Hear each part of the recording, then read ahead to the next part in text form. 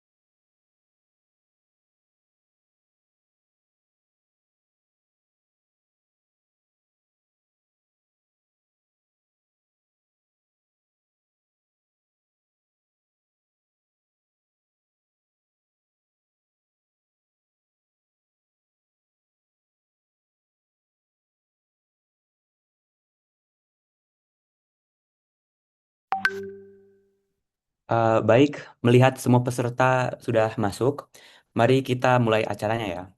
Oke. Assalamualaikum warahmatullahi wabarakatuh. Yang terhormat Dr. Johan Setiawan, MPD, selaku Ketua Program Studi Pendidikan Sejarah di Universitas Muhammadiyah Metro, serta narasumber kami hari ini. Yang terhormat juga Wakil Umum ketiga PPIUM Kak Nadira Salsabila, dan yang terhormat Koordinator Divisi Intelektualan dan Penelitian PPIUM.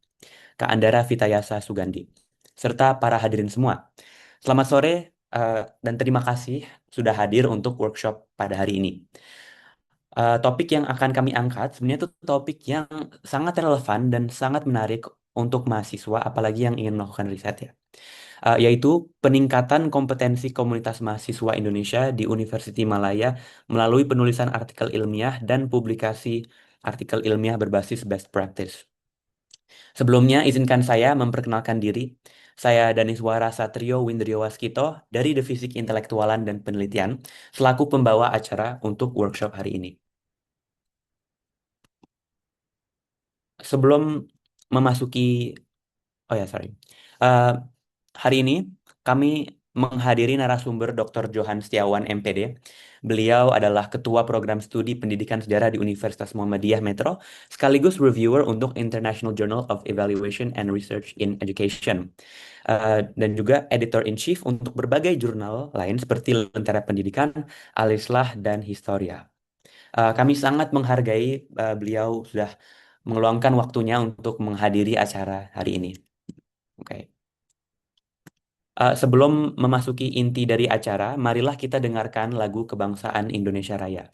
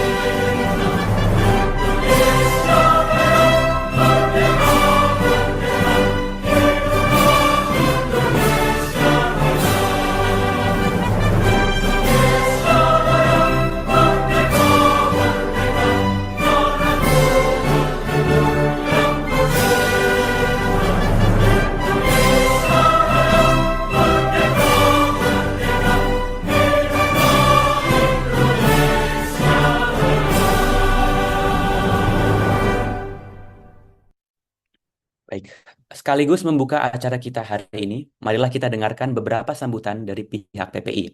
Sambutan pertama akan disampaikan oleh Wakil Umum Ketiga PPIUM. Kepada Kak Nadira Salsabila, kami persilahkan. Baik, terima kasih kepada Rio Surakarsi. Pertama-tama, Assalamualaikum warahmatullahi wabarakatuh. Salam sejahtera bagi kita semua. Selamat siang, People Indonesia, dan selamat sore People Malaysia. Perkenalkan, nama saya Nadira Salsabila, selaku Wakil Ketua PTIUM yang menaungi Divisi Intelektual dan Penelitian. Teman-teman, terima kasih sudah meluangkan waktunya untuk menghadiri acara QS Academic Writing bersama dengan PTIUM dan juga berkolaborasi dengan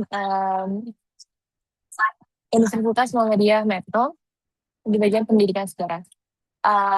Saya ingin bilang bahwa semoga apapun yang didapat dari acara hari ini dapat bermanfaat bagi kita semua dan nilai dapat dipetik baik dalam teori maupun dipraktikkan kepada dunia kalian nanti. Semoga kalian juga menambah koneksi dan juga pengalaman yang baru dari acara Kias Academic Writing ini. Saya juga ingin berterima kasih kepada Mas Johan, Dr. Johan Setiawan MPD, selaku pembicara. Terima kasih sudah meluangkan waktunya juga untuk memberikan ilmu-ilmu yang bermanfaat bersama dengan kawan-kawan UN Metro dan juga PPIUM itu sendiri. Mungkin sekian dari saya, semoga teman-teman dapat mendapatkan ilmu yang bermanfaat dan juga waktu yang cukup baik. Sekian dari saya, wassalamualaikum warahmatullahi wabarakatuh. Waalaikumsalam. Makasih Kak Nadira. Selanjutnya, ada juga sambutan dari Koordinator Divisi Intelektualan dan Penelitian PPIUM. Kepada Kak Andara Vitayasa Sugandi, kami persilahkan. Baik, terima kasih. Apakah saya bisa apa? Kalau saya jelas? Oke. Oke. Terima kasih kepada Ari selaku MC. Assalamualaikum warahmatullahi wabarakatuh dan salam sejahtera kepada Dr. Johan Setiawan, MPD, Ketua Wakil Umum Ketiga PPI Universitas Malaya, Nadira Salsabila, pengurus Divisi Keintelektualan dan Penelitian, dan semua peserta yang telah meluangkan waktu mereka untuk mengikuti acara Kios Academic Writing, kolaborasi dengan UM Metro pada hari ini. Nama saya Andara Vitayasa Sugandi, selaku Koordinator Divisi Keintelektualan dan Penelitian PPI Universitas Malaya. Tentunya, penulisan akademik itu merupakan salah satu skill yang terpenting sebagai mahasiswa. Bukan hanya dalam penulisan final year project atau tesis, tapi juga untuk karir profesional kita yang tentunya bakal ada banyak riset dan analisis yang harus kita lakukan. Walaupun demikian, ada juga salah satu kendala yang sering dialami oleh mahasiswa ketika mempelajari bagaimana untuk menulis secara akademik dan benar, yaitu kurangnya bimbingan dari ahli-ahli atau guru profesor mereka. Pemateri sekaligus speaker pada hari ini, Dr. Johan Setiawan MPD, bakal membagi kepada para peserta pengetahuan yang sangat mendasar mengenai penulisan akademik, terutama jurnal artikel yang insya Allah akan bermanfaat bagi para peserta. Saya sebagai koordinator divisi yang fokusnya adalah keintelektualan dan juga penelitian, merasa bahwa acara seperti inilah yang akan meningkatkan derajat mahasiswa Indonesia dan kualitas sumber daya manusia negara kita. Semoga dengan mendengar materi yang disampaikan oleh pemateri dan pembicara pada hari ini, para peserta dapat mempelajari hal-hal yang baru yang insya Allah akan bermanfaat dan bisa menjadi rujukan ketika menulis artikel atau karya akademik yang lainnya. Itu saja sambutan dari saya. Mohon maaf jika ada kesalahan atau ada kekurangan. Wassalamualaikum warahmatullahi wabarakatuh. Waalaikumsalam warahmatullahi wabarakatuh. Baik, makasih juga Kak Andara untuk sambutannya. Nah, sebelum kita masuk ke inti dari workshop ini, supaya tidak kaku, supaya kita semua lebih akrab, kita ingin mengajak teman-teman untuk mengikuti sesi ice breaking singkat agar suasana kita jadi lebih cair dan interaktif. Jadi sesi ini itu namanya one word check up dan aturannya sangat sederhana, sangat simpel. Saya ingin teman-teman memikirkan satu kata yang langsung muncul di pikiran saat mendengar academic writing atau penulisan akademik. Mungkin contohnya kalian bisa bilang menarik atau bisa bilang eh, menyusahkan atau panjang itu pun boleh. Sebenarnya nggak ada jawaban yang benar atau salah, jadi sesuai dengan pengalaman kalian aja. Setelah itu, kalau udah ada katanya, silahkan tulis di kolom chat Zoom dan jika berkenan, tambahkan satu kalimat singkat untuk menjelaskan kenapa kalian memilih kata tersebut. Jadi, em, tujuan sesi ice breaking ini untuk mengetahui kalian tuh eh, pikirannya tentang academic writing tuh gimana sih. Jadi, saya akan beri 1 sampai 2 menit untuk kalian menulis jawabannya.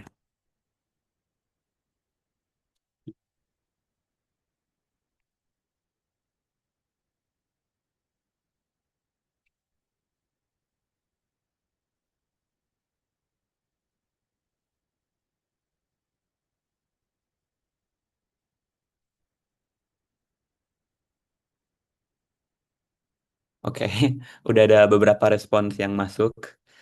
Ahmad Yugi Fajrul bilang ini interesting. Oke, kalau kayak gitu bagus lah. Artinya workshop ini akan enjoyable juga untuk kamu. Eh, Alvin Mahesalah bilang ribet. Oke, mungkin itu juga nanti bisa ditanyakan gimana ya biar nggak ribet itu. Em, Stres, oke, ada yang bilang stres juga. Itu juga dirasakan banyak mahasiswa. Pasti ya ada yang banyak yang terintimidasi. Tantangan juga dia bilang tantangan. Oke, ya. Mengasah, mengasah juga bagus. Memang betul kalau academic writing itu salah satu hal yang melatih kemampuan kita untuk nulis dan baca. Apalagi ya. Standard, ada yang bilang standard juga. Oke, baik. Em, Terima kasih teman-teman. Em, karena saya sudah baca beberapa jawaban ya. Dari sini kita bisa lihat kalau penulisan akademik itu memang memunculkan banyak perasaan untuk banyak orang. Ada yang bilang tadi, ada yang bilang stres, ada yang bilang ribet, ada yang bilang interesting juga. Em, jadi ya itulah alasan kenapa kita ingin melakukan kios pada hari ini. Kita ingin mengupas bersama topik academic writing agar semua peserta bisa keluar dari event ini dengan lebih familiar dengan konsep academic writing gitu loh. Oke, kita lanjut ke sesi berikutnya aja kalau kayak gitu. Hadirin yang berbahagia, akhirnya kita sampai kepada inti dari acara kita hari ini, yaitu sesi pemaparan materi oleh narasumber kita. Kepada yang terhormat Dr. Johan Setiawan, MPD, kami persilahkan.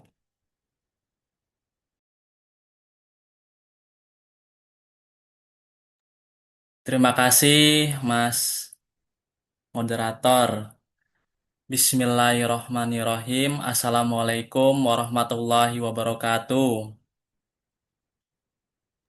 Dalam keadaan sehat ya. Itu kalau di Malaysia sekarang sudah jam 4:30 ya. 5 sore ya.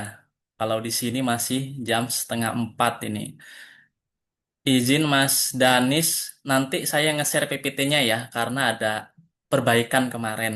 Isinya pada perbaikan beberapa elemen, jadi saya yang nge-share dulu ya. Oke, sip, makasih, Mas.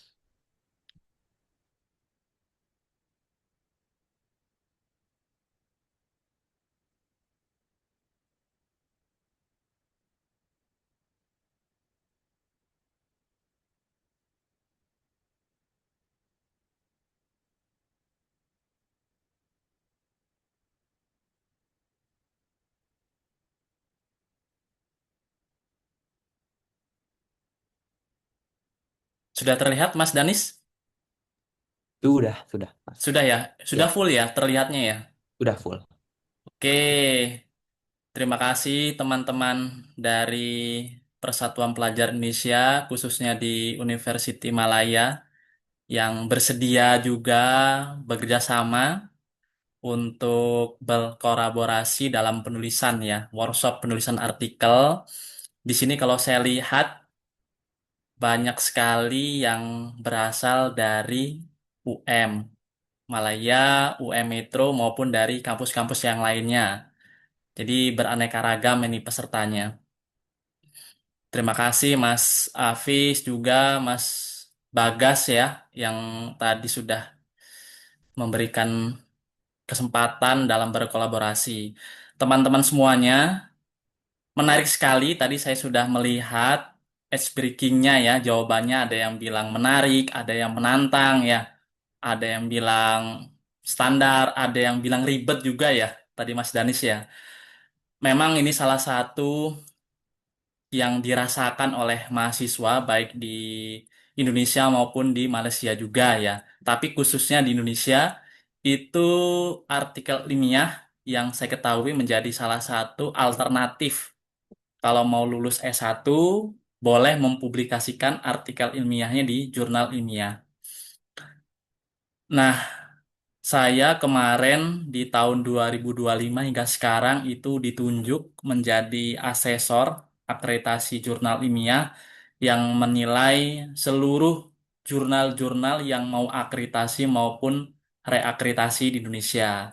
Nah, jadi saya melihat dan menilai terkait dengan substansinya, isinya gitu ya.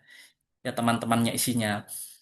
Dan saya juga menjadi reviewer di International Journal of Evaluation and Research in Education maupun editor di beberapa jurnal Sinta 2 ya. Jadi saya berkontribusi di sana juga melihat beberapa tulisan-tulisan yang dipublikasikan bahkan yang disubmit juga itu banyak berasal dari teman-teman Malaysia juga.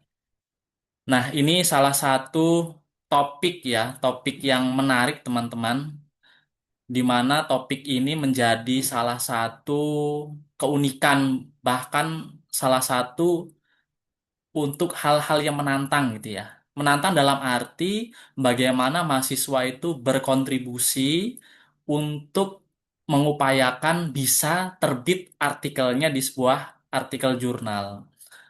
Baik itu sebagai tugas perkuliahan maupun sebagai tugas akhirnya. Nah, bahkan beberapa mata kuliah dosen-dosen itu sudah menyuruh ya, menyuruh mahasiswanya untuk mempublikasikan artikel ilmiahnya. Bahkan publis ya, publis di jurnal-jurnal yang ditunjuk. Ada ungkapan dari salah satu sahabat yang mengatakan bahwa apabila engkau mendengar sesuatu ilmu, maka tulislah meskipun pada dinding.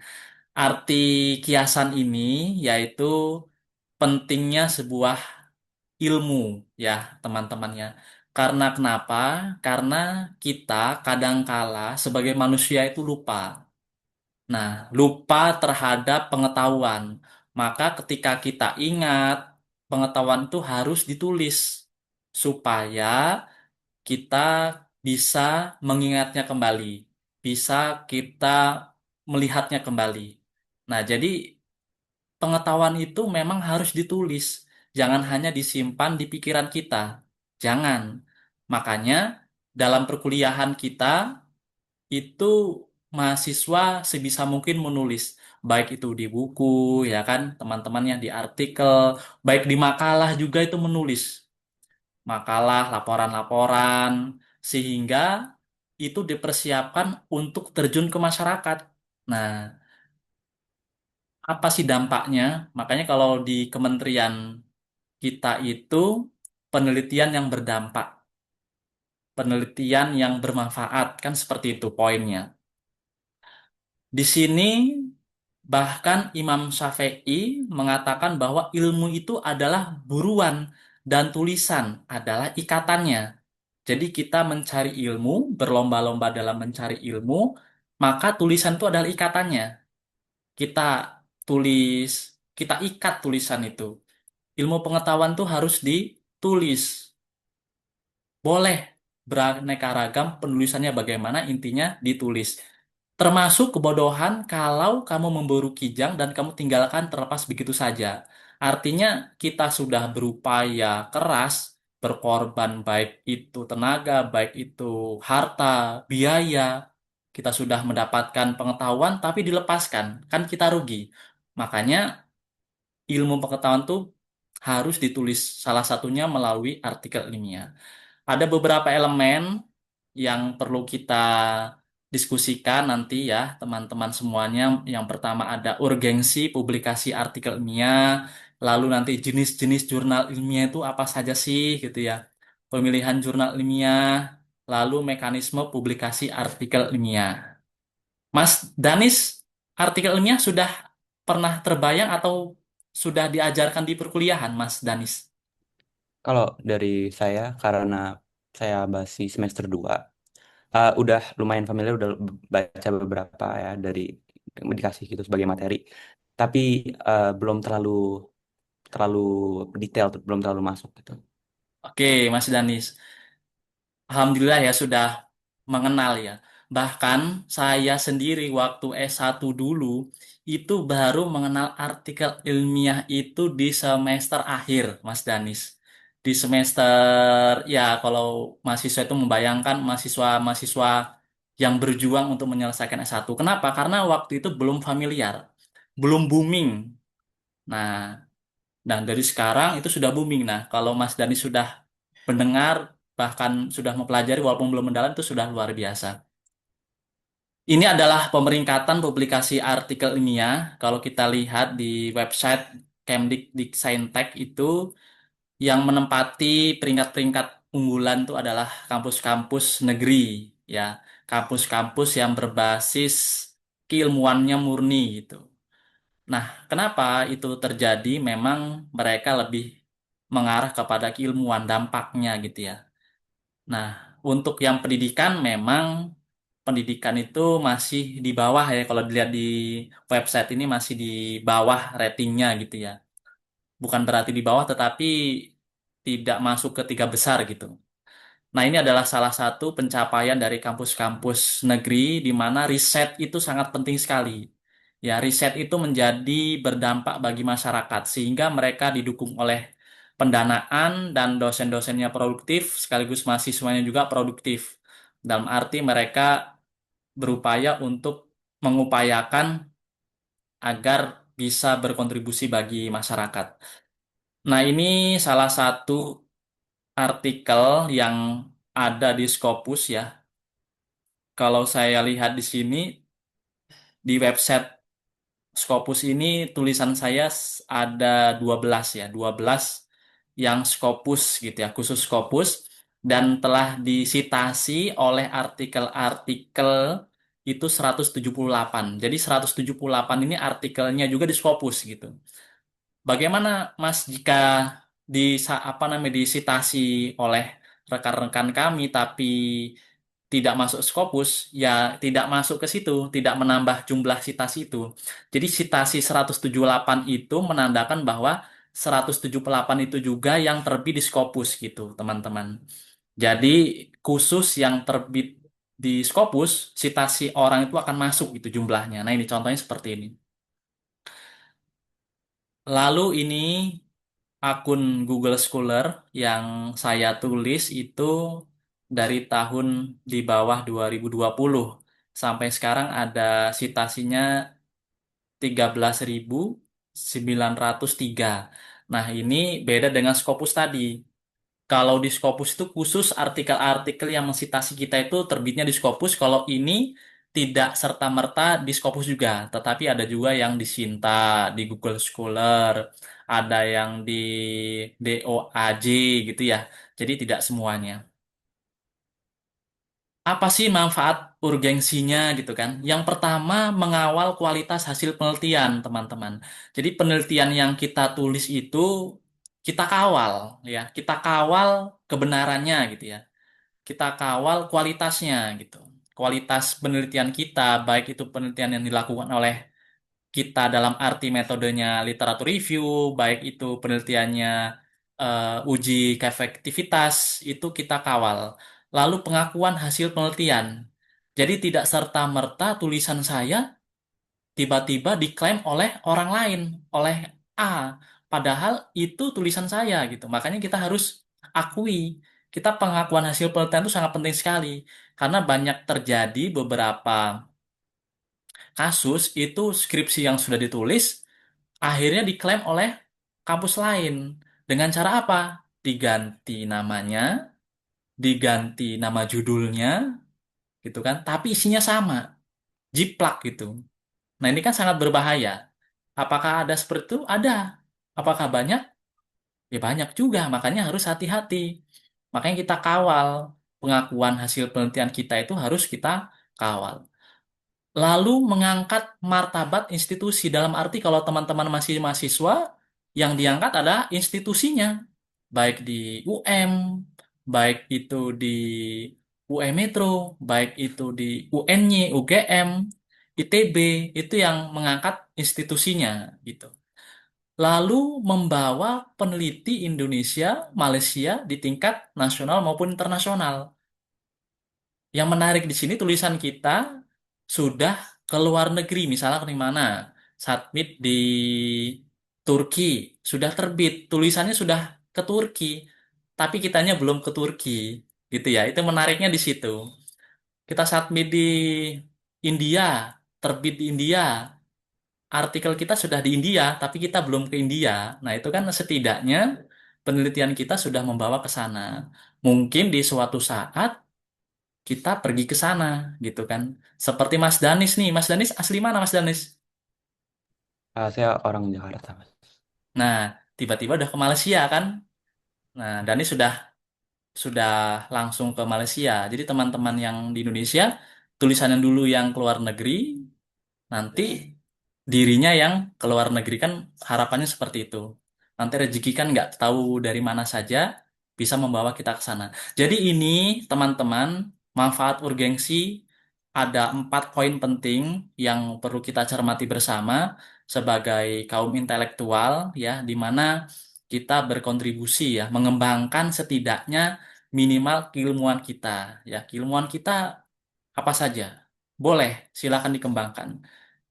Presiden ketiga B.J. Habibie pernah mengatakan, jika ingin sukses, maka kuasailah keilmuannya, kuasailah bidangnya. Makanya kalau mau ke ilmuannya misalkan hubungan internasional, udah kembangkan hubungan internasional, dalami hubungan internasional. Akuntansi silahkan, ekonomi silahkan, pendidikan sejarah silahkan, dikembangkan. Nanti kita nggak pernah berpikir, oh tiba-tiba diundang jadi pembicara di sana. Oh, kita lanjut lagi S2 di sana. Ada kolaborasi penelitian, diajak misalkan Mas Danis dari Malaysia, ngajak teman di UM, misalkan Rianto. Jadi kolaborasi. Nah, itu kan sangat penting. Ini salah satu komponen kalau bagi peneliti ya, teman-teman ya. Jadi nanti harapannya sekarang sudah mengetahui gitu ya. Oh, rupanya ini komponen bagi perhitungan penelitian untuk misalkan penelitiannya di apa? Misalkan dosen, guru, misalkan lalu di BRIN. Nah, ini poin-poin untuk menaiki jabatan akademiknya, yaitu jabatan fungsionalnya, misalkan asisten ahli, lektor gitu ya. Ini menjadi salah satu gambaran saja buat nantinya bekal ke depannya. Kalau Sinta 1 itu nilainya 25, Sinta 2 25, Sinta 3 20, Sinta 4 20, Sinta 5 15, Sinta 6 15. Kalau yang Scopus di atas 30. Nah, ini poin penting untuk naik ke struktural. Nah, pertama kita harus mengenal teman-teman apa itu jurnal nasional. Jurnal nasional terakreditasi, jurnal internasional. Lalu apa sih itu jurnal internasional bereputasi? Ketika kita tahu jenis-jenisnya, maka langkah kita ke depannya tidak salah. Misalkan yang disuruh dosennya harus Sinta 2, berarti harus terakreditasi. Oh, internasional, berarti jurnal yang editornya misalkan lebih dari 4 negara.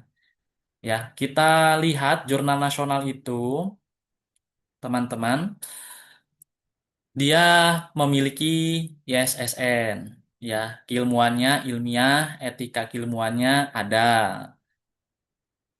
dan dia berbahasa Indonesia maupun berbahasa Inggris. Yang paling penting adalah editornya itu berasal dari dua institusi yang berbeda. Misalkan jurnal A, editornya dari UM Metro dan UM.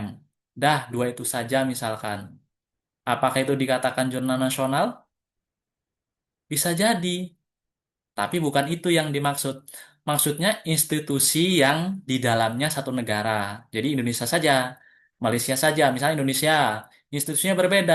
UM dengan misalkan Unila. Dah itu saja. Nah itu yang dikatakan namanya jurnal nasional. Lalu terakreditasi bagaimana?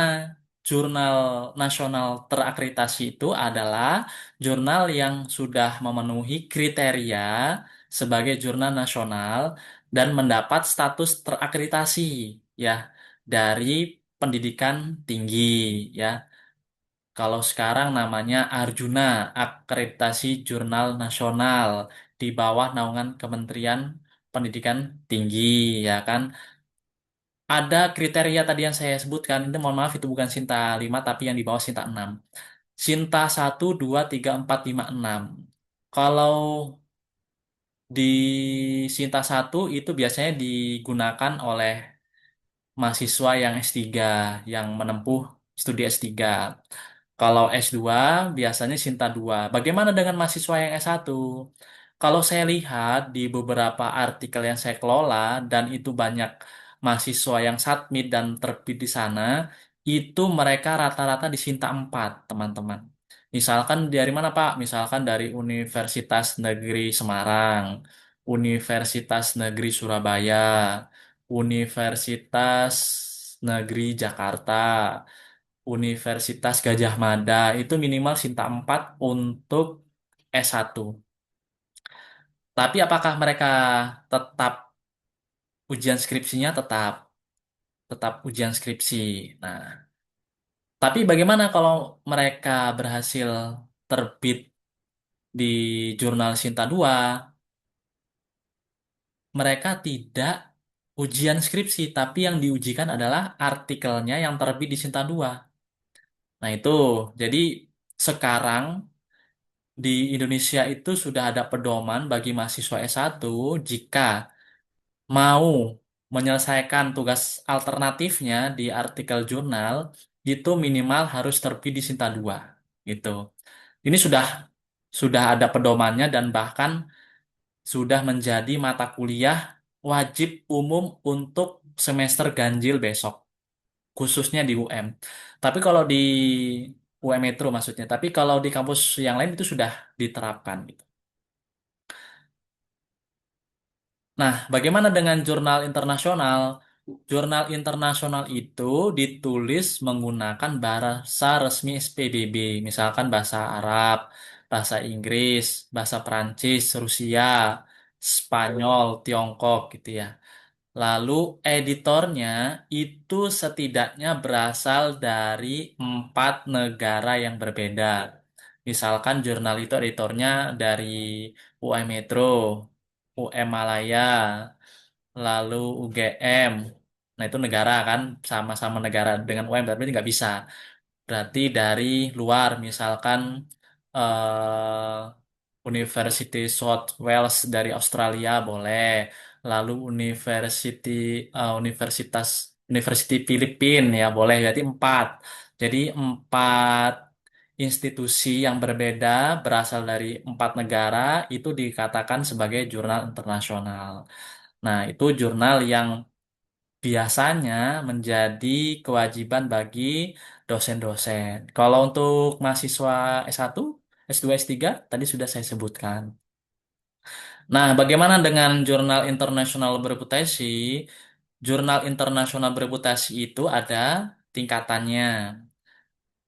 Yang pertama bereputasi tinggi, lalu bereputasi sedang, lalu reputasi rendah. Kalau yang rendah misalkan seperti Google Scholar, yang familiar bagi mahasiswa itu Google Scholar, ya kan? Lalu di atasnya lagi yang familiar itu DOAJ ya, itu yang menengah. Lalu tingkatan yang tinggi itu dikenal sebagai Scopus dan Web of Science ya. Kalau dulu namanya Thomson, kalau sekarang namanya Web of Science. Jadi dua ini yang diakui sebagai bereputasi tinggi. Nah, ini biasanya profesor-profesor yang mengembangkan ilmuannya, dia terbitkan di sebuah artikel di jurnal terindeks tinggi yang namanya Scopus maupun Web of Science. Nah, bagaimana dengan proceeding? Kan proceeding apa namanya kurang familiar gitu ya. Proceeding itu saya baru mengenalnya ketika S2 waktu itu karena baru baru booming oleh kementerian itu di tahun 2017 kurang lebih. Nah, ini teman-teman ada yang semester 1, semester 2 itu sudah kenal, wah, udah luar biasa.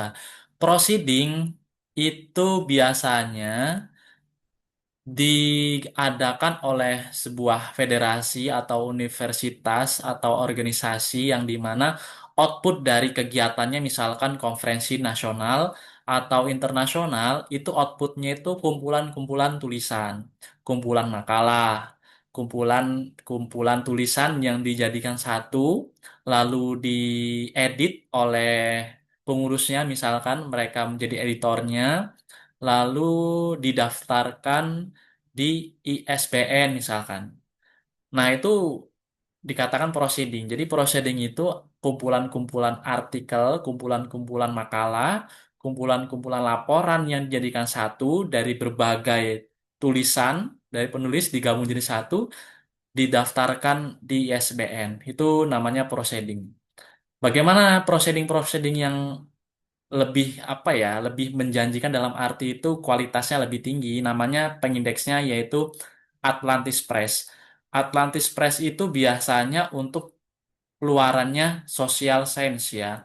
Biasanya ilmu-ilmu humaniora, ilmu-ilmu humanity. Itu namanya Atlantis Press. Atlantis Press itu menaungi keilmuan seperti itu. Kalau dia eksakta, sains itu biasanya IOP. Jadi ini dua organisasi namanya Atlantis Press, IOP itu biasanya terindeksnya Scopus misalkan. Ada juga yang biasanya terindeks Google Scholar. Jadi tergantung kesepakatan antara penyelenggara dengan pihak ini, pihak ketiganya Atlantis Press-nya, IOP-nya seperti itu ya. Proceeding ini menjadi salah satu syarat bagi mahasiswa-mahasiswa ketika itu. Kalau sekarang sepertinya yang disyaratkan itu adalah outputnya harus Scopus. Kalau misalkan dia hanya terindeks ISBN itu tidak bisa dijadikan sebagai alternatif tugas-tugas akhir mereka, misalnya skripsinya, tesisnya, lalu tugas akhir D3-nya itu nggak bisa. Yang sekarang yang diakui adalah outputnya Scopus. Bagaimana dengan pemilihan jurnal ilmiah? Kalau kita tadi sudah mengenal ada WOS, ada Scopus, Sinta, Proceeding. Nah, teman-teman harus mengenal adanya jurnal-jurnal yang predator. Ini saya kasih link, bisa nanti teman-teman coba sendiri linknya, dicek, di cross-check. Ini jurnal, kayaknya pernah dengar namanya jurnal predator gitu ya. Apa sih jurnal predator itu? Kadang-kala seperti ini teman-teman. Jurnal-jurnal itu ada yang bagus, tetapi ada juga yang tidak bagus. Nah, yang tidak bagus ini dalam arti seperti apa? Biasanya tidak ada proses review. Tiba-tiba kita submit, besoknya terbit. Saya pernah mengalami, saya tidak pernah submit, tapi tulisan saya ada di situ. Saya jadi bingung nih, kok bisa tulisan saya bisa terbit di situ? Padahal saya nggak pernah submit di situ gitu. Nah, itu kenapa? Nanti kita bisa diskusikan ya. Apakah teman-teman ada yang mengalami seperti itu atau belum gitu ya.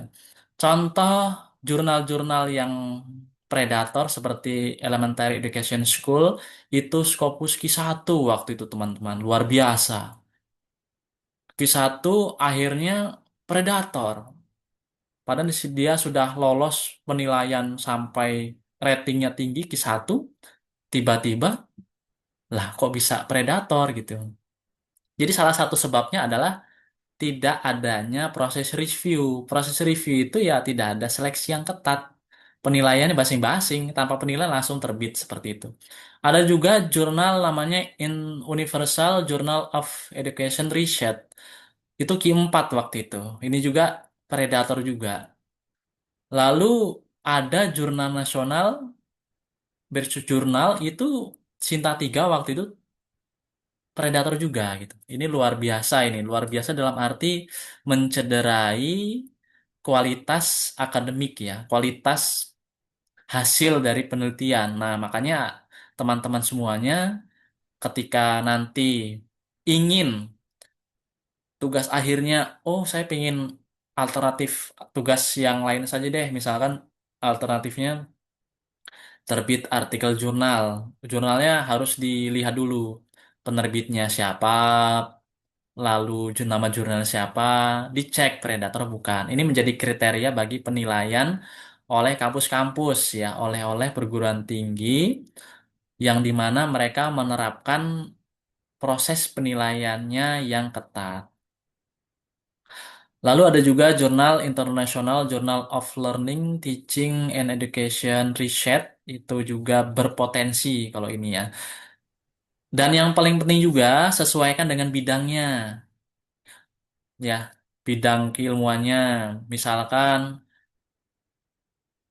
Mas Danis, ini Mas Danis terus nih yang terlihat di layar saya ini. Jadi saya sebut Mas Danis nih. Mas Danis bidangnya misalkan HI atau akuntan atau ekonomi atau politik. Tiba-tiba terbit, tiba-tiba submitnya di jurnal yang berbeda ke hukum. Nah, ini yang bermasalah. Apakah ada seperti itu, Mas? Ada. Entah dari mana mahasiswa terbit di jurnal yang saya kelola. Jurnal saya misalkan education, dia terbitnya engineering submitnya kan. Wah, ini apa dia salah melihat atau bagaimana, tapi harus di cross check lebih jelas ya. Lalu dilihat peluang diterimanya, berapa persennya, terbitnya dalam satu volume, dalam satu nomor tuh artikelnya ada berapa. Harus kita lihat benar-benar. Ya, setidaknya ketika jurnal itu terbit artikelnya misalkan 10, lebih baik daripada 5. Jadi kita harus cari yang lebih banyak gitu ya.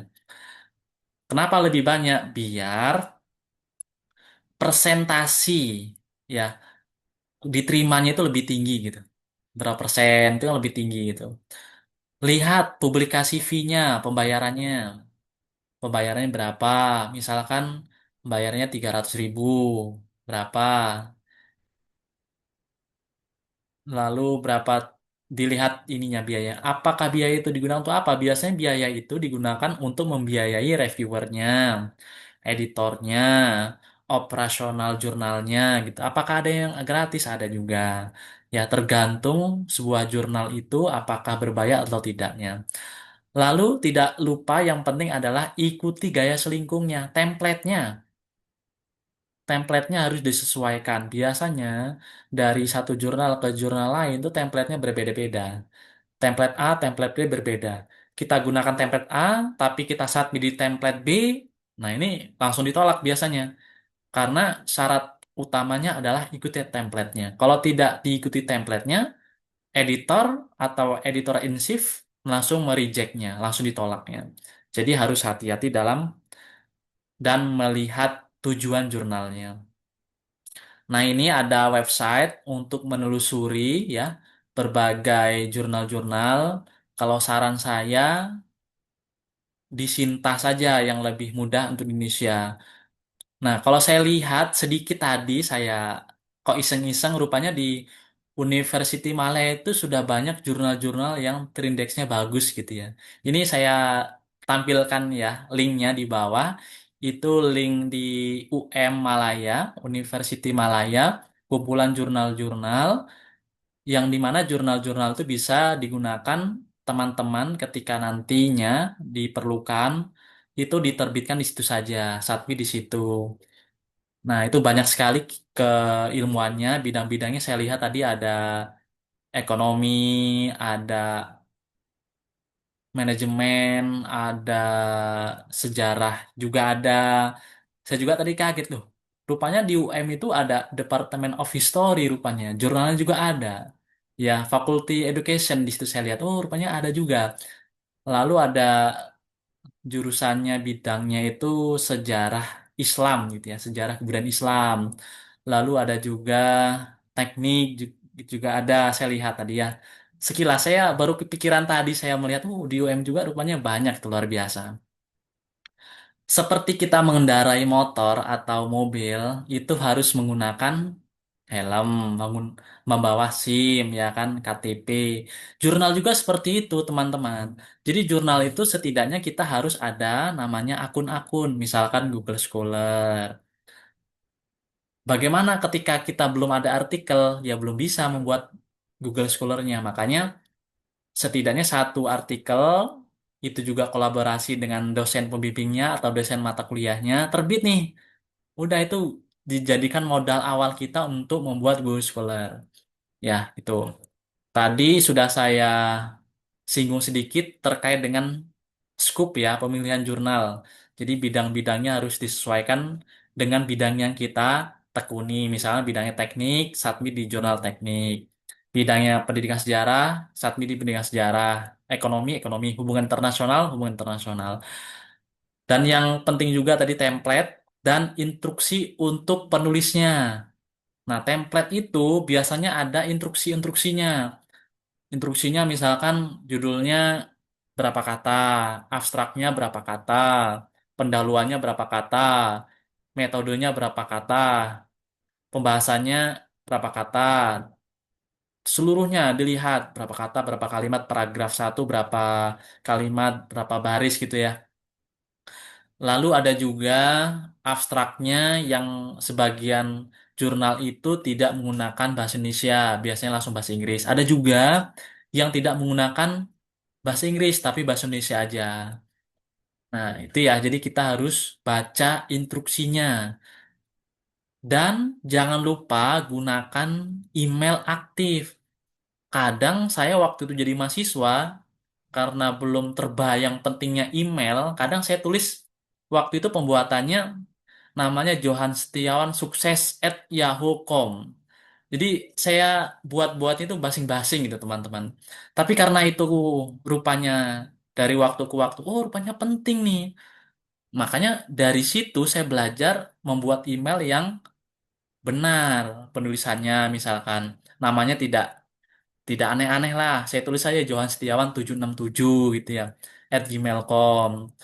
Jangan nama jurnal jelek pula, nggak sesuai tapi nggak aktif.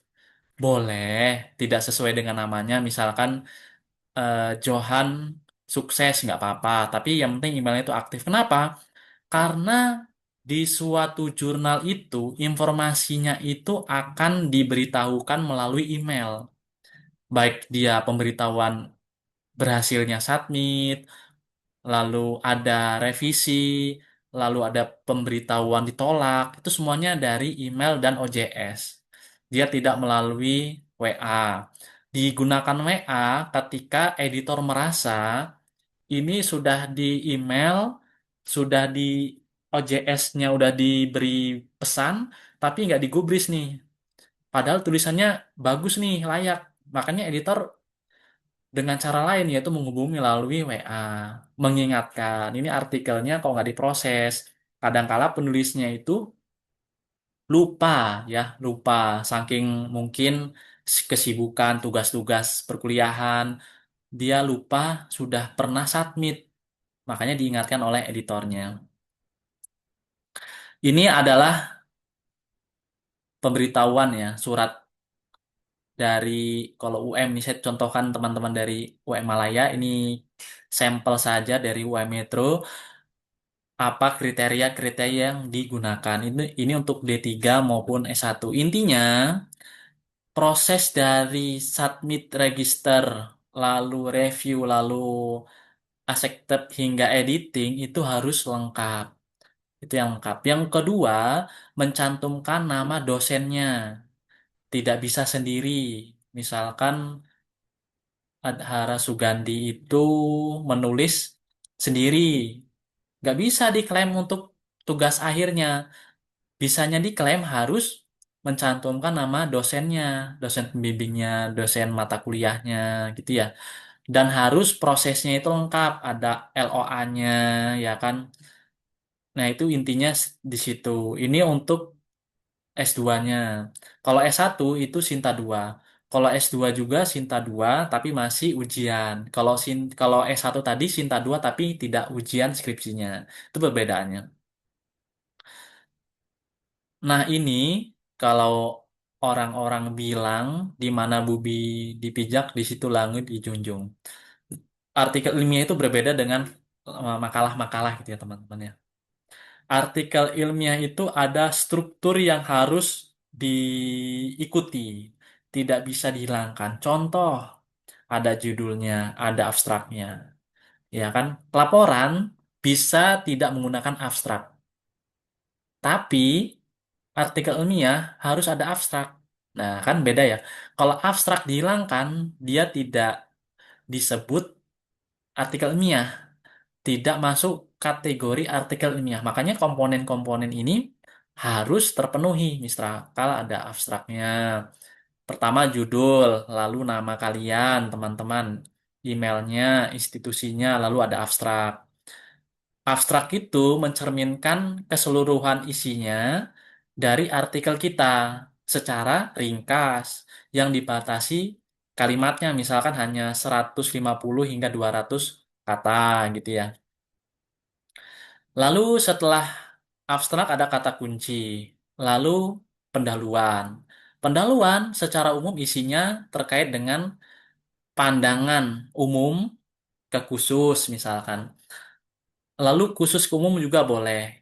Isinya terkait dengan permasalahan, kesenjangan, masalah-masalah yang ditemui oleh penulis, yang ditemui oleh peneliti.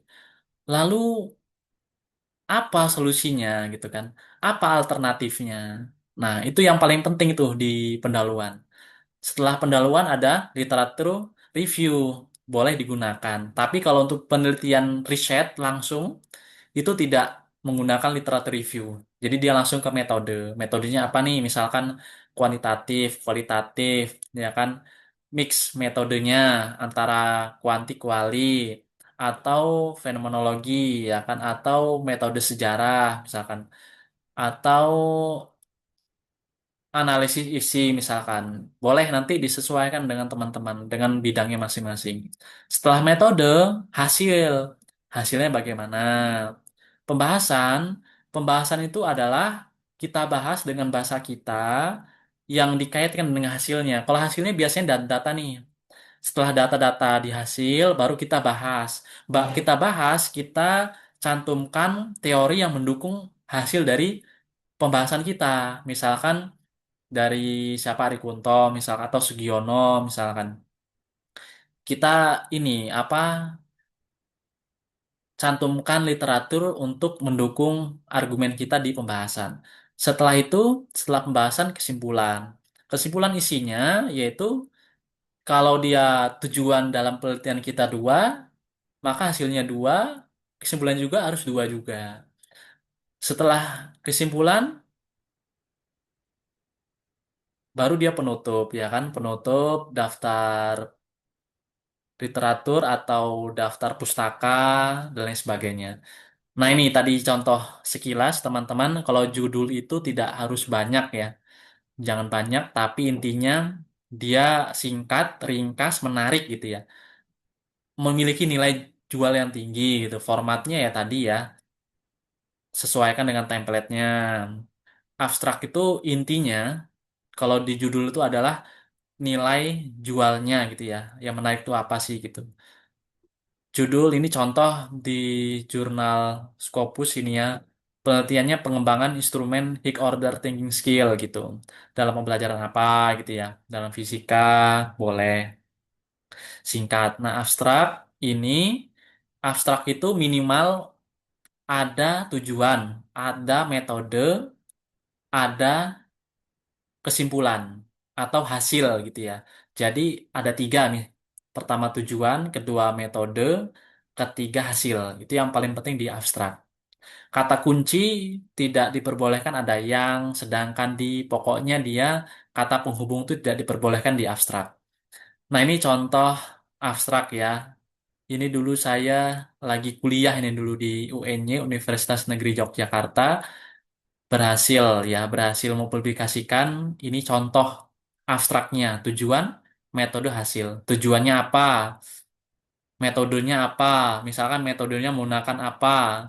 Kualitatif, pendekatannya apa? Korelasi, menggunakan apa? instrumennya, angket, tes, misalkan. Menggunakan apa, menganalisisnya, SPSS misalkan. Hasilnya apa, apakah ada pengaruh atau tidak itu ya. Ini contoh dari abstraknya. Nah, ini tadi sudah saya singgung di pendahuluan itu konteks dari pembahasan umum ke khusus, khusus ke umum boleh. Lalu yang kedua tuh gap ya. Gap itu masalah-masalahnya apa. Lalu dicantumkan juga state of the art-nya. State of the art itu maksudnya penelitian terdahulu yang relevan. Lalu yang ketiga solusinya apa gitu ya. Itu pendahuluan. Nah, ini contoh di pendahuluan ya. State of the art itu penelitian-penelitian terdahulu yang relevan yang kita anggap hampir sama dengan penelitian kita cantumkan. Lalu kita ambil apa sih perbedaannya, apa sih ya keunikan dari penelitian kita cantumkan, kita tulis apa supaya editor itu melihat, oh ini dia kebaruannya gitu. Itu yang paling penting. Tadi literatur review, intinya literatur review itu teori-teorinya itu harus mendukungnya. Teori-teori yang pendukung tidak kontra terhadap apa yang kita tulis gitu.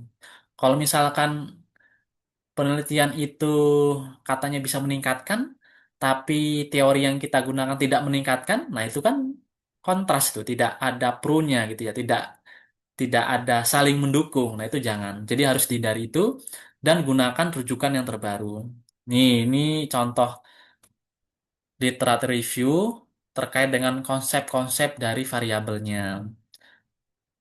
Metode itu sangat penting karena itu menggambarkan jalannya penelitian. Kalau yang jelas, misalkan metodenya apa, kuantitatif itu harus jelas. Teknik pengumpulan datanya seperti apa, menggunakan misalkan wawancara, menyebarkan angket itu harus jelas. Nah, ini contoh metode yang saya gunakan. Alat pengumpulan datanya bagaimana misalkan? Menggunakan apa? Penyebaran angketnya. Ya diangket. Pakai skala apa? Misalkan skala Likert, skala Gottman misalkan. Kalau menanyakan pernyataan terhadap responden, pilihannya harus apa? Misalkan kadang-kadang, kadang, setuju, tidak setuju. Nah, itu harus jelas gitu ya. Dalam penelitian kuantitatif itu seperti itu. Biasanya kalau dia penelitian kualitatif itu tergantung penelitinya itu mau seperti apa. Apakah dia mengalaminya langsung, terjun ke lapangan, atau dia hanya melihat fenomena. Tergantung penelitinya seperti apa. Hasil dan pembahasan. Tadi sudah saya spill sedikit, teman-teman. Hasilnya seperti apa, pembahasan seperti apa. Hasil biasanya data-data, pembahasan itu yang kita kembangkan tulis dengan tulisan kita, disamakan dengan hasilnya apa gitu ya. Hasilnya apa, pembahasannya seperti apa. Pembahasan itu biasanya mencantumkan teori-teori untuk mendukung dari pembahasan kita. Pembahasan. Nah, ini contoh pembahasannya ya. Lalu kesimpulan ya. Nah, kesimpulan ini biasanya saya melihat artikel-artikel itu kadangkala kesimpulan itu ditulisnya tidak sinkron dengan hasilnya. Hasilnya misalkan 4 temuan, tapi kesimpulannya ada 6, bahkan cuma 2, bahkan cuma satu. Nah, ini kan tidak sinkron antara kesimpulan dengan hasil. Hasilnya 4, kok kesimpulannya cuma 2. Tujuannya ada 4, kan nggak sinkron. Makanya harus teliti lagi. Penelitian yang bagus itu harus memberikan rekomendasi terhadap penelitian kita yang belum kita teliti. Misalkan penelitian kita di lapangannya hanya 10 responden. Sebutkan untuk kedepannya bisa ditambahkan menjadi 20 responden. Lalu yang disebar angket itu misalkan menggunakan skala Likert. Sampaikan untuk kedepannya menggunakan skala Goodman. Karena skala Goodman tuh lebih, misalkan lebih jelas. Pilihannya cuman ya, tidak. Ya, tidak. Kan jelas tuh. Apakah kamu melakukan pengaspalan dengan tebal 0, berapa? Ya, tidak, kan jelas. Daripada pilihannya kadang-kadang, kadang, ya, selalu iya, misalnya seperti itu. Jadi harus lebih jelasnya. Berapa menit lagi, Mas Danis? Nanti saya kelamaan ini, Mas ya. Ya, masih boleh. Masih lama. Oke, temuan. Di kesimpulan temuannya ini apa? Lalu implementasinya apa? Penelitian ke depannya apa? Tadi kan sudah saya sebutkan. Misalkan ujinya hanya tahap satu, hanya validasi para ahli materi maupun ahli media. Tidak sampai di uji coba. Jadi untuk rekomendasi selanjutnya misalkan boleh untuk penelitian yang uji coba misalkan di kelas kecil kan harus dijelaskan itu yang lebih bagus tuh karena misalkan saya tulis seperti itu tiba-tiba dikembangkan oleh penelitian yang lain.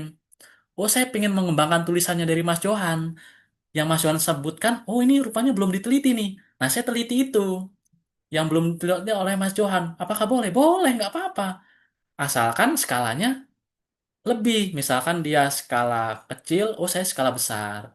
Saya satu kelas, oh saya tiga kelas. Boleh, nggak apa-apa, nggak masalah dalam penelitian. Nah, ini adalah ucapan terima kasih. Apakah di sebuah jurnal itu ada ungkapan terima kasih? Tidak semua. Kalau dibilang ada, ada. Kenapa Mas kok harus ada? Kalau ada, biasanya penelitian itu didanai, misalkan oleh mana, oleh kampusnya, oleh organisasi, oleh yayasan, sehingga dia pingin nih, di ucapan terima kasih itu saya berterima kasih terhadap A, terhadap B yang telah berkontribusi dalam biaya untuk penelitian yang saya lakukan. Boleh, nggak masalah. Mas, apakah kalau nggak ada ucapan terima kasih nggak apa-apa? Nggak apa-apa. Karena dia sifatnya tentatif, opsional, bisa dipilih gitu. Setelah ucapan terima kasih, di sebuah artikel itu ada namanya referensi. Referensi itu harus sesuai dengan abjad penulis urutannya. Kadangkala kalau saya kelola, kadangkala saya menemukan daftar pustaka yang dia itu tidak diurutkan secara abjad. Jadi dia apa ya diurutkan itu malah sesuai dengan kebaruannya. Misalkan terbitannya 2025, 2024. Oh, jangan kayak gitu. Aturan umum yang digunakan adalah urutan sesuai dengan abjad penulisnya. Jadi diurutkan seperti itu. Ini salah satu artikel yang dicantumkan menjadi referensi di sebuah artikel. Misalkan artikel kita di Sinta 2, berarti yang kita sitasi setidaknya Sinta 2. Sinta 6 berarti yang kita sitasi adalah Sinta 6. Jangan yang non-Sinta, jangan yang nasional. Jadi penelitian yang kita lakukan, referensinya itu kalau bisa, yang kita tuju jurnal itu setidaknya seperti itu, standarnya seperti itu. Jangan di bawah artikel yang kita tuju, jangan yang di bawah. Karena editor itu akan melihat referensinya lokal atau bukan. Kalau lokal biasanya langsung dikomen lokal dan langsung ditolak. Kalau biasanya persentasenya lokalnya 20%, sisanya di atas lokal, misalnya nasional, terakreditasi, bereputasi. Nah, itu menjadi nilai tambah bagi editor itu untuk menerima sebuah artikel. Menerima dalam arti menerima untuk masuk di review. Masuk untuk di review lebih lanjut. Apakah revisi mayor, apakah revisi minor, kan seperti itu. Jika ada revisi bagaimana? Jurnal itu, teman-teman, tidak serta-merta kita submit langsung kita diterima. Kalau kita submit jam segini, tiba-tiba nanti malam diterima, itu tanda tanya. Apakah itu sebagai indikasi jurnalnya predator, misalkan yang saya sebutkan tadi, bisa jadi, ya kan? Makanya seperti kita submit, pasti dapat surat cinta. Nah, surat cinta itu maksudnya email. Email yang dikirim oleh editor, nih ada perbaikan nih dalam jeda waktunya, misalkan 2 minggu, 3 minggu. Nah, itu kita revisi. Kadangkala kalau revisi mayor, males kita ya teman-teman ya. Tapi jangan, kita sempatkan. Alhamdulillah kalau revisi minor, revisi yang diperlukan, kita revisi, kita perbaiki sesuai dengan arahan reviewer yang dikirim oleh editor. Ini salah satu contoh untuk surat yang kita kirim. Jadi intinya dalam surat ini kita berterima kasih atas dedikasi dari editor maupun reviewer telah menilai artikel kita. Dan ketika menilai artikel kita, hasil dari mereka itu artikel kita dibutuhkan revisi. Nah, kita berterima kasih nih sudah meluangkan waktunya, sudah merevisi artikel kita, menilai artikel kita, memberi catatan artikel kita. Kita terima catatan itu, kita perbaiki sesuai dengan catatan yang diberikan. Makanya di sini isinya adalah kita berterima kasih, revisi minor, dan catatan dari editor reviewer. Editor memberikan revisi, misalkan revisinya sesuaikan dengan template-nya. Oke, rupanya ada yang nggak sesuai, misalkan seharusnya ada abstraknya katanya itu 150, tapi kita lebih dari 150 misalkan. Atau minimal di abstrak itu 150, tapi abstrak kita cuman 100 kata. Itu kita perbaiki. Penulisan dalam referensinya, misalkan harus dicantumkan DOI-nya, doi-nya, doai-nya. Kita cantumkan, kita perbaiki. Oh, kita mencantumkan sumber referensinya yang terbaru, misalkan. Kalau Kartodirjo karyanya tahun 1973 terlalu lama, disuruh up to date, harus referensinya terbaru. Kita gunakan revisi terbaru, misalkan tahun 2015, 2016. Kita revisi. Dan yang kita revisi, kita tulis di halaman berapa, supaya editornya melihat, oh ini dia sudah diperbaiki nih di halaman 5, di halaman 4, poinnya misalkan 3.0, 3.22, poinnya misalkan 1.2, itu kita tunjukkan sehingga editor melihat langsung tahu, oh ini sudah diperbaiki, catatannya ini sudah diperbaiki, seperti itu. Nah, ini misalkan alur dari penelitiannya kurang jelas nih. Pengembangannya bagaimana? Apakah ada analisis kebutuhannya? Oh, rupanya ada, tapi di tabelnya nggak ada, makanya diperbaiki. Oh, ini teknik pengumpulan datanya menggunakan apa? Mengumpulan, misalkan menggunakan angket. Malah yang kita cantuman tes, kita perbaiki. Nih, menurut Board and Goal, di bukunya sesuai dengan alurnya kita revisi, kita cantumkan referensinya. Nah, baru nanti editor melihat, oh ini sudah nih, sudah diperbaiki. Setelah sudah diperbaiki, dinilai, oh terima. Tapi kalau misalkan sudah diperbaiki tapi editor merasa kok kayaknya yang bagian A ini belum diperbaiki ya, bisa direvisi lagi ronde kedua. Jadi jurnal itu tidak serta-merta hanya satu kali revisi. Bisa jadi 2, 3, 4, bahkan 5. Tergantung dengan isi artikel kita gitu ya. Nah, ini ada optimalkan aplikasi bantuan. Yang saya cantumkan hanya sedikit, yang inti-intinya saja ya. Bisa kalian kembangkan. Ada mencari state of the art-nya bagaimana, novelty-nya, menggunakan Mendeley bagaimana. Apakah boleh menggunakan Mendeley? Boleh. Itu yang disarankan. Apakah manual? Boleh? Boleh. Tapi kadangkala kalau dia manual, itu yang kita cantumkan referensinya, kadang tidak dituliskan di daftar referensinya. Gitu. Makanya harus benar-benar orang yang teliti gitu. Tapi kalau misalkan menggunakan alat bantu, nggak masalah. Untuk tulisan kita, misalkan teman-teman Indonesia, oh yang diperlukan adalah Inggris misalkan di sebuah jurnal nih. Ada juga jurnal yang Indonesia, tulisannya Indonesia aja. Apakah boleh? Boleh, nggak apa-apa. Ada juga jurnal yang mengharuskan artikelnya harus ditulis dalam bahasa Inggris. Apakah boleh? Boleh. Makanya gunakan Grammarly yang gratis, nggak apa-apa, nggak masalah. Turnitin, biasanya kalau di teman-teman semua di kampus, apakah menyediakan kampusnya Turnitin? Kalau di UM menyediakan, tapi kalau untuk mahasiswa bayar gitu. Nah, ini kan bisa digunakan menggunakan Turnitin. Jurnal Predator tadi sudah saya spill lebih awal. Ini harus kita tuju dulu nih. Kita cek dulu nih, cross check dulu nih jurnalnya. Masuk nggak nih di Predator. Jadi kita harus gunakan ngeceknya menggunakan Bill list ya. Kesimpulan bagaimana ChatGPT. Intinya, hal itu boleh adik-adik, teman-teman. Nggak dilarang, boleh kok. Seperti kita ini, naik mobil, jaraknya 10 kilo. Disuruh pilih mau jalan kaki atau naik kendaraan. Pasti kan kita pilihnya kendaraan. Kalau jaraknya 100 meter mau naik motor atau jalan kaki. Boleh jalan kaki karena dekat, gitu kan. Tapi kalau misalkan lagi buru-buru, oh saya harus naik motor. Kalau saya ke kampus jaraknya 100 meter tapi sudah terlambat, pasti kita suruh naik motor. Boleh. Seperti tulisan. Boleh, tapi harus dicatat adalah ketika kita menggunakan aplikasi bantuan, kita harus cross-check kembali.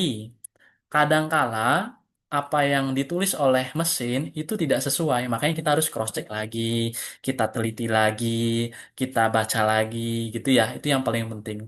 Nah, ini juga ada beberapa aplikasi, SandyRex, Orchid ID, Google Scholar, Scopus itu digunakan sebagai aplikasi bantuan. Misalkan untuk mencari referensi, oh saya gunakan SandyRex, menggunakan Google Scholar, nggak apa-apa, nggak masalah. Nah, ini bisa disimulasikan oleh teman-teman di PPT yang saya kirim. Kalau Sinta bagaimana, Scopus ceknya bagaimana, Skimago. Ada beberapa jurnal yang saya cantumkan, ada International Journal of Evaluation in Research in Education, itu salah satu jurnal pendidikan. Ada lagi Journal of Education and Learning, juga ada pendidikan. Ada Time Journal, Teknologi, Education, Manajemen, Informatik, itu Q3. Ini ada juga beberapa jurnal-jurnal internasional bisa digunakan. Seminar internasional, informasi seminar internasional itu ada di website ini. Misalkan saya ambil salah satu website dari UNY. Kalau misalkan teman-teman dari UM Malaya ingin berkontribusi, misalkan mengirim tulisannya di sebuah konferensi internasional dan akan dipresentasikan, boleh ngecek di websitenya UNY salah satunya. Bisa tuh, bisa daring, bisa luring gitu kan. Kalau pengen jalan-jalan ya luring, tapi harus di backup dananya, misalnya bantuan dari kampusnya gitu kan. Ada jurnal Al-Islah, ada jurnal juga namanya Dinamika Global, jurnal Ilmu Hubungan Internasional, itu Sinta 2. Nah, ini kumpulan jurnal di University Malaya. Tadi saya baru ngecek. Oh, rupanya ada juga jurnal sejarah, ada juga jurnal bisnis, ada juga sejarah Islam. Gitu ya, luar biasa. Kalau saya lihat, oh, udah banyak juga nih, sudah berkualitasnya udah luar biasa buat UM, gitu kan. Nah, itu mungkin dari saya kayaknya udah hampir sejam lebih nih Mas Danis. Kalau di sini udah jam setengah lima, di sana jam setengah enam ya kayaknya ya. Ya itu saja mungkin teman-teman, kita boleh diskusi santai, ringan. Kalau mau boleh tanya jawab, nggak apa-apa, nggak masalah. Kita sharing-sharing bersama. Terima kasih, saya kembalikan ke Mas Danis. Oke, ya, makasih banyak Mas Johan untuk pemaparan materi yang sudah sangat bermanfaat dan menarik juga. Eh, Selanjutnya, kita akan memasuki sesi tanya jawab yang akan dipandu oleh moderator kita hari ini, yaitu Ahmad Yugi Fajrul Islam Surur. Ya. Kami persilahkan. Baik, terima kasih Rio selaku MC atas kesempatan yang telah diberikan. Baik, Assalamualaikum warahmatullahi wabarakatuh dan selamat sore semuanya, baik waktu Indonesia maupun waktu Malaysia. Perkenalkan, nama saya Ahmad Yunus Faisal Surur, selaku Wakil Koordinator dari Divisi Intelektualan dan Penelitian, dan saya juga yang akan memandu sesi tanya jawab pada sore hari ini. Jadi, teman-teman semua, saya yakin setelah sesi pemaparan materi yang sangat menarik tadi tentunya dari Dr. Johan Setiawan MPD, ada banyak pertanyaan nih tentang academic writing dan um, segala hal yang ada di academic writing tersebut yang ada di benak teman-teman sekalian. Nah, um, sebelum masuk ke sesi tanya jawabnya, sebelum kita mulai, izinkan saya menyampaikan beberapa ketentuan ya tentang sesi tanya jawabnya. Jadi yang pertama itu peserta yang ingin bertanya dapat mengangkat tangan, kemudian nanti akan dipersilahkan oleh saya sendiri untuk langsung bertanya ke narasumber kami pada sore hari ini. Atau um, bisa juga menggunakan fitur kolom chat di Zoom meeting ini. Yang kedua, harap menyebutkan nama dan asal institusi sebelum bertanya. Jadi nama kalian dan mungkin asal universitas ya. Dan yang ketiga adalah pertanyaan diharapkan singkat, jelas, dan relevan dengan materi yang telah disampaikan tadi. Baik, mengingat hal-hal tersebut, mungkin kita buka sesi tanya jawabnya, mungkin sekitar 10 sampai 10 menitan. Um, Baik, kita buka untuk pertanyaan pertama, kami persilahkan. Bisa menggunakan fitur raise hand di Zoom atau um, melalui kolom chat Zoom.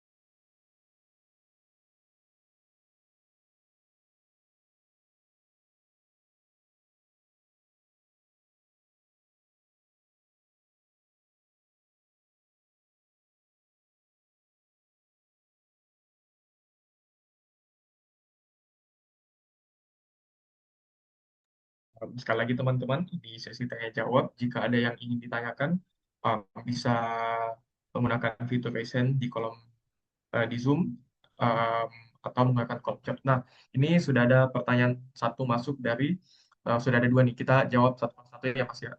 Um, Mungkin bisa dari yang pertama nih. Um, dari Muhammad Irfan Syaktir dari Universitas Malaya ya. Uh, Gimana caranya agar kita bisa melatih diri untuk menulis dengan bahasa yang formal dan proper untuk artikel ilmiah? Mungkin bisa langsung dijawab satu persatu ya, Mas. Oke, dipersilahkan. Oke, terima kasih Mas Muhammad Irfan ya. Terima kasih pertanyaannya ini yang selalu ditanyakan nih oleh teman-teman mahasiswa. Bagaimana untuk menulis bahasa yang formal dan proper untuk artikel ilmiah. Memang yang cara paling ampuh itu harus sering baca ya kita ya. Baca-baca, baca-baca buku ya kan. Karena kalau kita membaca buku, membaca artikel, itu kalau kita asah selalu, lama-lama bisa, lama-lama biasa gitu. Membaca, misalkan sebuah artikel kita baca, kita sambil scroll HP, ini kita baca nih, kita lihat. Tanpa kita sadari, ketika kita selalu membaca, kita akan melihat strukturnya.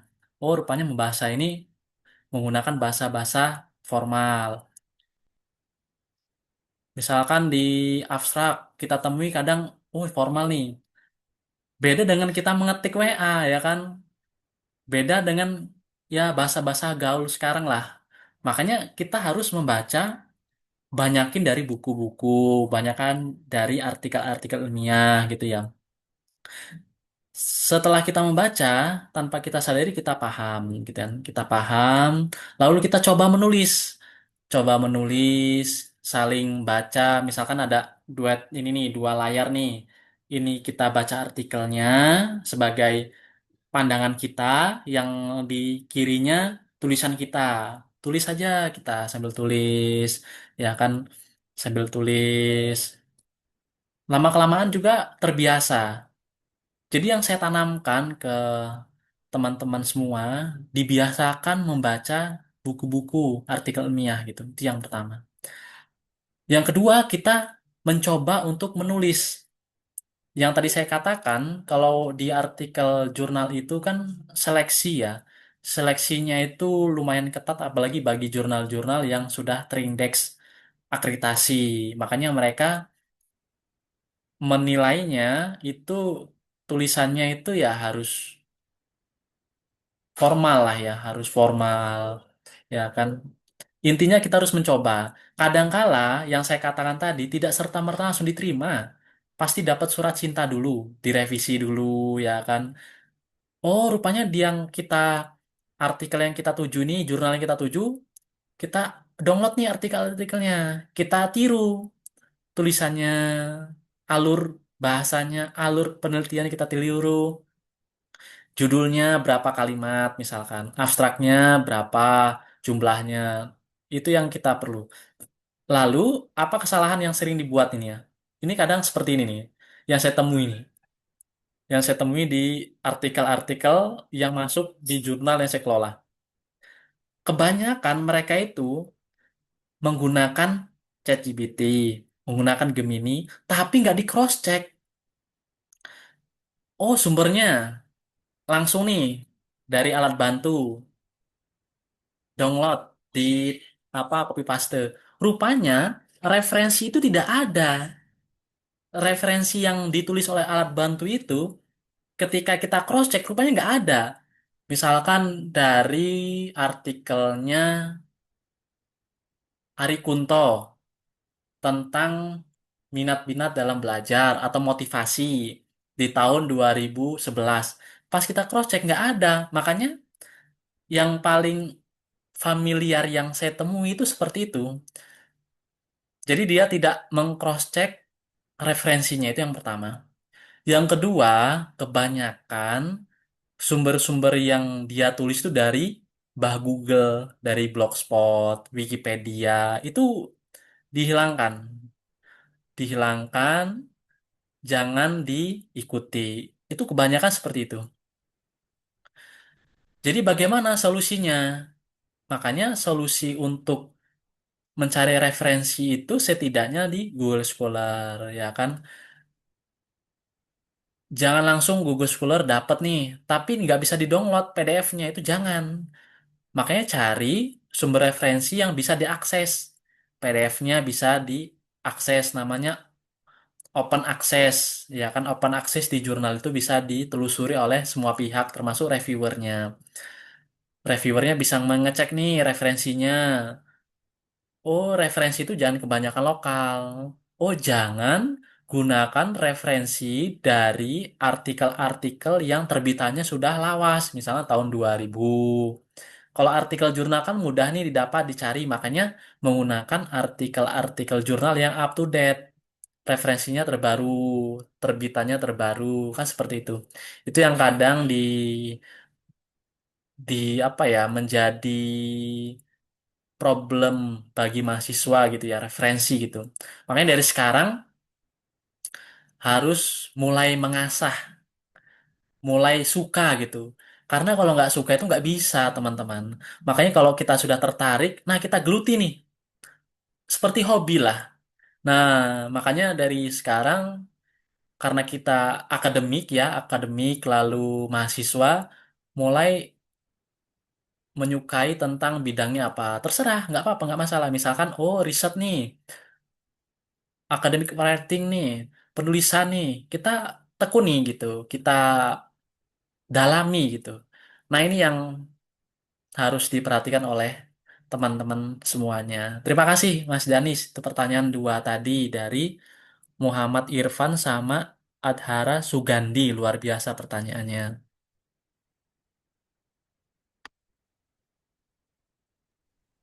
Oke, Mas, untuk pertanyaan kedua nih, dari Kandar Sugandi tadi sudah terjawab ya, yang apa kesalahan yang sering dibuat mahasiswa S1 ketika mencari reference untuk artikel ilmiah.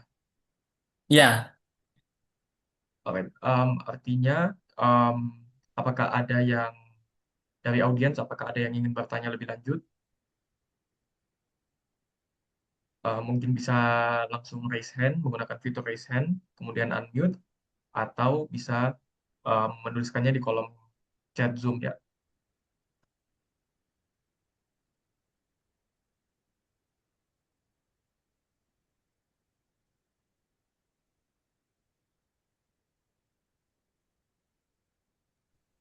Maaf, mungkin kalau saya ada pertanyaan, Mas. Langkah-langkah pas nulis itu tuh gimana? Pas nulis artikel ilmiah itu gimana? oh Kayak langkah-langkahnya planning dulu ya. gimana? Mm-mm. Pertama itu, oh ya, pertama itu memang harus tahu masalahnya dulu. Misalkan langkah-langkahnya, apakah boleh sih judulnya dulu nggak apa-apa, judulnya nggak apa-apa.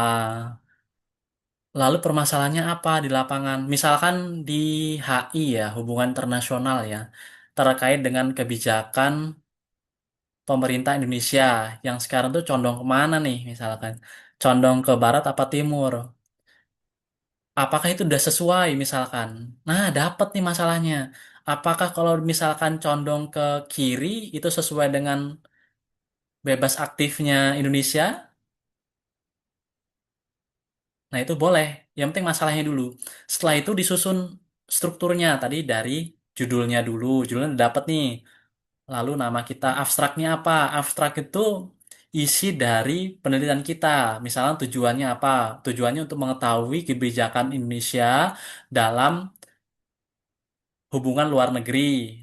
Metodenya apa nih? Misalkan boleh literatur review atau literatur pustaka, tinjauan pustaka. Maksud dari literatur review itu referensinya itu dari artikel-artikel yang sudah terbit misalkan. Dari buku-buku boleh. Nah, kesimpulannya kan belum tahu nih, karena kita belum nulis. Lalu metode.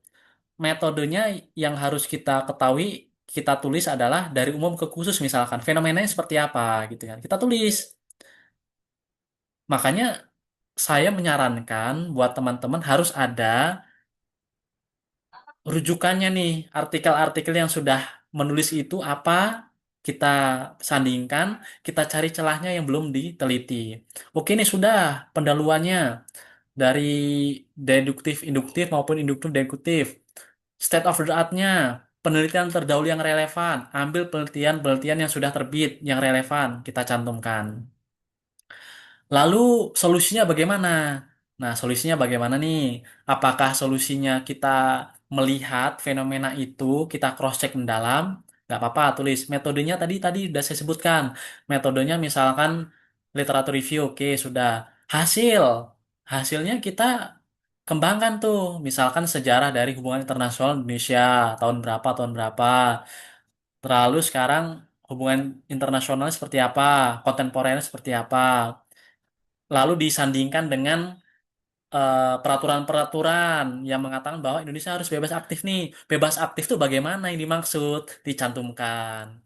Lalu kesimpulannya bagaimana? Daftar pustakanya bagaimana? Itu urutan-urutan yang benar gitu. Jadi yang paling penting itu adalah strukturnya. Struktur artikel ilmiah itu kan berbeda dengan laporan, berbeda dengan makalah.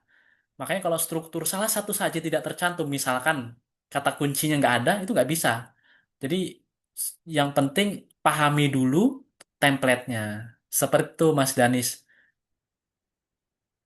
Lalu ada lagi ya tadi ya. Ada lagi yang bertanya ya? Ada lagi di chat nih Mas, ada tiga lagi nih. Yang pertama tadi dari Anissa Naila nih. Maraknya penggunaan AI menyebabkan banyaknya plagiarisme saat menulis artikel. Beberapa orang yang sudah mencoba menulis menggunakan bahasa sendiri atau parafrase, tapi detektor justru menunjukkan AI 99%. Bagaimana pendapat Dr. Johan dari penggunaan AI detektor seperti GPT-0 dan lain sebagainya, dan apakah ada web resmi yang akurat untuk mendeteksi AI? Ya, pernah saya mengalami itu di tahun 2024. Jadi saya nulis sendiri. Lah, kok tiba-tiba terdeteksinya hampir 100% sama yang ditanyakan ini. 99% AI gitu ya. Rupanya saya itu menggunakan dua juga ya, AI sama namanya Turnitin ya. Turnitin yang kita upload nih, di cross check hampir 100% teman-teman, luar biasa. Padahal pakai bahasa sendiri. Permasalahannya adalah rupanya artikel yang kita upload di Turnitin itu salah pengaturan gitu. Salah pengaturan sehingga terdeteksinya hampir 100%. Itu yang saya alami. Jadi kesalahan dari deteksinya. Yang kedua, kalau GPT Zero itu kalau saya melihat menggunakan bahasa sendiri yang dimaksud seperti apa? Kalau dia parafrase, biasanya kalau parafrase itu nggak seperti itu, teman-teman. Jadi saya mengalami itu. Parafrase dalam arti tidak ini ya, tidak sama ya, tidak sama dengan apa yang telah diterbitkan gitu. Saya sampai saat ini sekitar 60 artikel yang telah saya terbitkan, itu saya mengalaminya kalau parafrasi itu nggak seperti itu. Kadang kalau yang sampai 99% itu kadang kesalahan gitu ya. Namanya mesin ya. Namanya mesin juga ada kesalahan gitu. Tapi intinya di luar dari permasalahan itu yang paling penting adalah menulis dengan bahasa sendiri. Itu yang paling penting. Menulis dengan bahasa sendiri lalu tidak menghilangkan poin-poin pentingnya kalau kita menggunakan kutipan langsung. Saran saya, kutipan langsung itu kan memang dia terdeteksi ya, terdeteksi plagiat gitu ya, walaupun kita menggunakan kutipan langsung. Makanya gunakan kutipan tidak langsung. Skripsi-skripsi itu di UNY, di UIN, di Unila itu memang menggunakan ketika sudah ini ya, sudah apa namanya mau diuji plagiatnya itu kutipan tidak langsung gitu ya. Walaupun kutipan langsung digunakan, tetapi porsinya dikurangi seperti itu. Untuk mendeteksi hal itu memang kami disediakan seperti itu ya. Makanya kadang yang dialami mahasiswa nih ya, mahasiswa akhir nih, penutupan yudisiumnya sebentar lagi nih. Dia pakai pakai joki teman-teman, pakai joki untuk mengakali itu gitu. Apakah ada? Ada, ada. Itu ya di mana-mana lah. Makanya saran saya banyak membaca. Banyak baca buku artikel jurnal, dibiasakan menulis walaupun sering ditolak, sering direvisi. Memang seperti itu. Kita tidak mungkin langsung kuliah S1, pastikan mengalami SD dulu. Kadang teman-teman ada yang TK dulu, SD, SMP, SMA. Jadi percaya deh, percaya dengan namanya proses gitu. Nggak bisa serta-merta langsung dia berdiri, pastikan merangkak dulu, ya kan, jatuh dulu, nanti tiba-tiba berdiri. Percaya itu. Lalu membuat artikel ilmiah banyak. Salah satunya Gemini misalkan. Tapi harus digarisbawahi teman-teman yang saya sampaikan tadi. Jangan percaya dengan mesin. Kalau dipermudah, mempermudah, apakah percaya? Percaya, mempermudah, benar mempermudah. Tapi harus di cross check kembali, misalkan penulisannya. Contoh nih, saya pernah waktu itu menulis ya, menulis untuk hibah gitu ya. Saya menggunakan alat bantu. Yang alat bantu tulis itu benar. Tapi ketika saya cross check, rupanya dia nggak benar. Contohnya, contohnya kalau di Indonesia itu ada Monas ya, teman-teman ya, Monas. Monas itu ada di Jakarta. Kadang-kala mesin itu mengatakan Monas itu bukan di Jakarta, tapi di Tangerang. Ada juga kayak gitu. Makanya karena kita panjang 10 halaman, kita percaya saja, tapi rupanya pas kita cross check kembali, ada yang nggak benar. Nah itu kesalahan dari mesin. Makanya mesin itu kan diciptakan oleh manusia, gitu kan. Makanya manusia itu harus lebih seleksi lagi gitu. Apakah boleh Pak menggunakan itu? Boleh, nggak apa-apa. Tapi kita harus cross check kembali, harus baca sendiri lagi. Kalau tulisan-tulisan kalimatnya tidak pas, kita ketik kembali, kita tulis kembali, nggak apa-apa gitu ya. Apakah publikasi artikel ilmiah di jurnal selalu melibatkan biaya bagi penulis atau bagaimana ya Pak? Oh ya, tadi sudah saya sampaikan sedikit kalau biaya yang dibebankan oleh suatu jurnal itu kadang untuk membiayai keberlanjutan operasionalnya, baik dia membiayai editornya, kan itu editor itu kan ini ya, membutuhkan waktu ya untuk melihat, menyeleksi, menilai, dia menggunakan internet, kadang pakai data, lama dia prosesnya kan dibayar tuh, bayar paketnya. Lalu operasional reviewer, misalnya reviewer itu ketika meluangkan waktunya, itu kan biaya waktu ya namanya ya. Itu luar biasa tuh, menyempatkan untuk menilai. Lalu untuk membayar doai gitu ya. Kalau adik-adik teman-teman melihat artikel itu biasanya ada doai ya, alamat doai. Doai itu bayar, ada nggak gratis, nggak bayar. Yang bayar siapa? Yang bayar ya pengelolanya, pengelolanya misalkan di mana, dia bayar agar doa itu bisa diakses. Kita tinggal ngeklik, langsung dia tertuju ke artikel ilmiah gitu. Jadi biaya yang dibebankan itu memang dia ada beban biayanya gitu. Biayanya itu untuk itu, membiayai reviewer, editor. Oh, rupanya artikelnya ditransit nih, translate dalam bahasa Inggris, namanya prof reading nih namanya ya. Pro editing misalkan. Meningkatkan kualitas penulisan menggunakan ahlinya. Lah bayar ahli itu nggak gratis. Orang sekolah aja gratis, bayar parkir aja gratis. Mas Danis, di Malaysia kalau parkir bayar nggak ya? Mas Ahmad, Parkir bayar. bayar ya, yaitu. Jadi parkir aja bayar teman-teman. Apalagi ilmu gitu. Apakah ada yang gratis? Ada. Jurnal gratis tuh ada. Apakah ada jurnalnya Mas, bukan gratis, tapi apakah diberikan reward oleh penulisnya? Ada. Saya pernah menulis di jurnal Kementerian Kebudayaan tahun 2018. Saya pernah tuh beberapa kali, tapi yang saya ingat itu di situ. Saya nulis, saya submit, saya dikasih reward, dibayar gitu.